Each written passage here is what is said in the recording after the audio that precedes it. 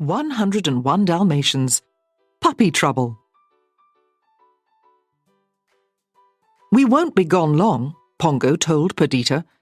The 2 Dalmatians were joining their human pets, Roger and Anita Radcliffe, for a picnic.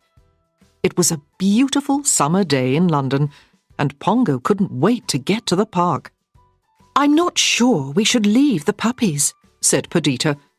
"Will Nanny be able to handle all 15 of them by herself?" Nanny was the Radcliffe's housekeeper, and she took excellent care of all the dogs. Pongo looked at the puppies, curled up peacefully in their sleeping basket. What could possibly go wrong, he asked. Perdita nodded and tried to forget her worries as she followed Pongo out into the sunshine. Soon, the puppies began to yawn and stretch. Lucky woke up first. The smell of fresh summer air made him want to go outside. "Let's get Nanny to take us for a walk," he suggested to the other puppies. The puppies couldn't wait to get outside and chase each other and play with butterflies and roll around in the dirt. They ran up to Nanny, who was watering some plants, with leashes in their mouths. "Oh dear," said Nanny, looking into their big, hopeful eyes. "I suppose puppies do need a walk now and then." And so, when all 15 puppies were on their leashes, she led them out to the sidewalk. At the playground, the puppies scampered off to explore. Patch and Pepper began digging in a sandbox. Roly found a rope to chew. Nanny tried to keep an eye on all of them, but that was hard to do. When she went to retrieve Penny, who had gotten tangled in some vines, Lucky suddenly spotted a butterfly.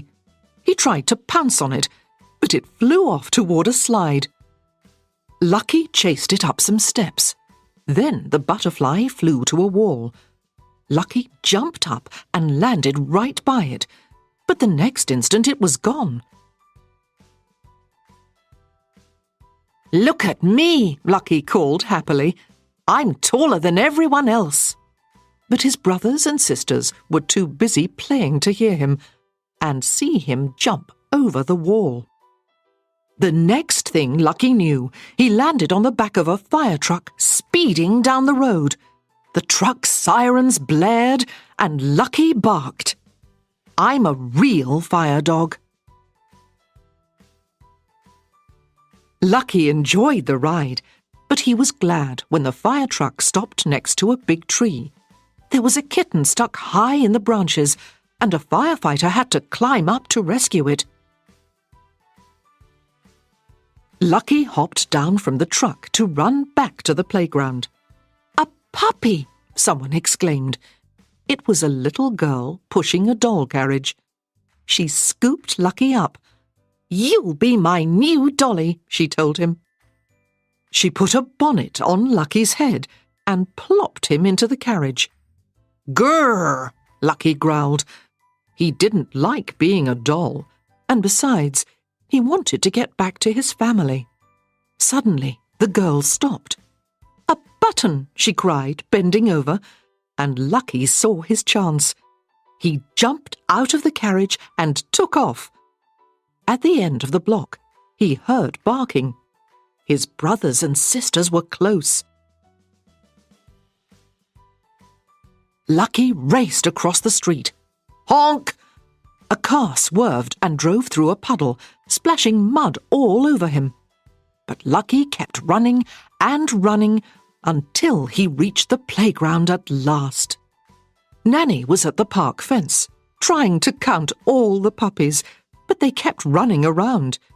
"Oh, I give up," she finally said. Lucky barked and barked, scratching eagerly at the gate. Nanny looked down. "Why, hello, little pup," she said as Lucky wagged his tail. "Too bad you can't come with us, but you're not a Dalmatian. You should find your own family. I'm sure they're worried about you." Lucky was confused, but then he saw his reflection in a puddle on the ground. He was covered with dirt. Nanny wouldn't recognize him unless he washed off all the mud. He saw some children playing in a fountain and ran to jump in too. Once all the dirt was off, Lucky shook out his fur. "You got my newspaper wet!" a man on a bench yelled angrily as Lucky raced home. When Lucky reached the Radcliffe's house, he spotted Nanny outside. "My goodness," Nanny said as he ran past her. "Where did you come from?" Lucky ran straight to his sleeping basket and curled up with the other puppies and yawned.